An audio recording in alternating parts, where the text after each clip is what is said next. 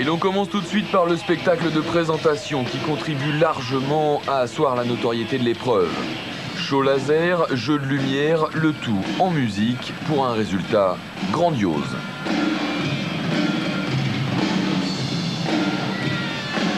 À nos côtés, puis vient la présentation des pilotes, avec d'un côté les Européens, un peu intimidés par l'ampleur de l'événement, et de l'autre les Américains, avec notamment leur chef de file, Jeremy McGrath, qui entre en scène à l'arrière d'un dragster impressionnant.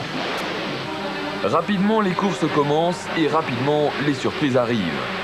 Dès le premier départ en 125, Michael Pichon, numéro 2, dont on attend beaucoup, se retrouve bloqué au premier virage dans une chute collective avec Jimmy Gaddis, le champion des États-Unis de cette catégorie, et Pedro Tracteur, le champion du monde en titre. Devant, c'est Hughes qui a pris la tête et qui mènera cette course jusqu'à l'arrivée. Heureusement pour Pichon, il parvient à remonter et à revenir à la 4e place, juste devant Frédéric Vial.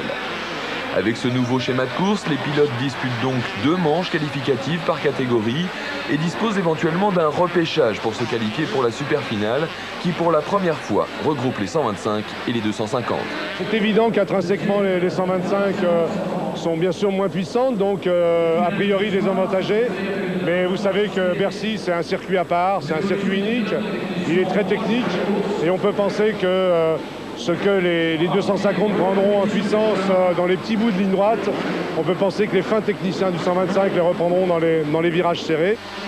En attendant cette super finale, place à la seconde manche 125 avec encore une fois un très bon départ pour Ryan Hughes, numéro 22, ainsi que pour l'Italien Chiodi, numéro 8. Le tout sous le regard amusé de Jean-Michel Bayle, discrètement installé dans un coin de la piste. Et chute de Pichon. Drapeau rouge, arrête la course. À mi-course survient alors un accrochage peu banal entre 2 Américains, Robbie Reinhardt et Buddy Antunez. Le comble, c'est que Antunez a la jambe coincée entre le bras oscillant et la roue de la moto. La course est évidemment arrêtée et revoilà Jean-Michel Bayle dans un rôle peu commun pour lui d'infirmier. Heureusement, Antunez s'en sort sans la moindre égratignure et un 2e départ est alors donné. Et cette fois, suivez bien le numéro 2, Michael Pichon, qui va rapidement prendre la seconde place, juste derrière Hughes. Les 2 hommes vont même jusqu'à se toucher, tentative d'intimidation qui ne donnera rien, puisque c'est Hughes qui l'emporte devant Michael Pichon et Frédéric Vial, tous qualifiés pour la super finale.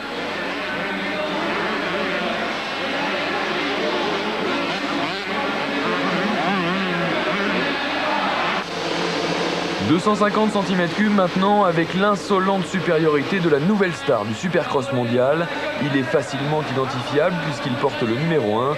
C'est bien sûr l'Américain Jeremy McGrath, champion des États-Unis de Supercross dès sa première participation en 250, avec en prime le record de courses gagnées dans le championnat, 10 au total à son actif.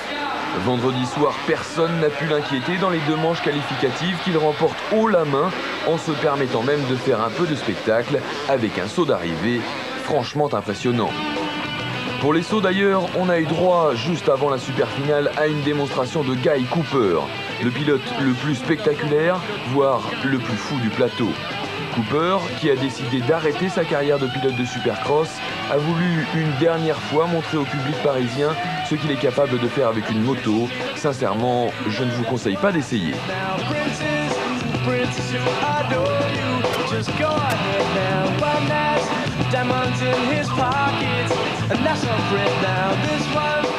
Vient enfin l'heure de la super finale où pour la première fois dans un Supercross international se retrouvent derrière la grille de départ les 125 et les 250.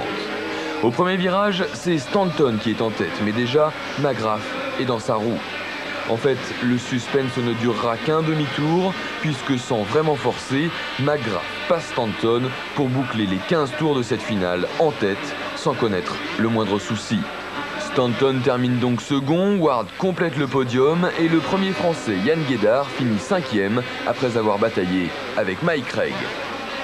Je pense qu'à une ou deux reprises je pouvais le passer. Bon, maintenant c'est terminé comme ça, c'est pas trop mal quand même parce que j'ai tenu le rythme et moi, je suis pas mécontent vu le début de la soirée qui était plutôt un peu médiocre. Jeff Stanton termine quand même dans la roue de McGrath, mais sans parvenir à le doubler, alors que la première 125 est en 6e position, c'est celle de Michael Pichon, héroïque, mais qui malgré tout a eu bien du mal à lutter face à la puissance des 250.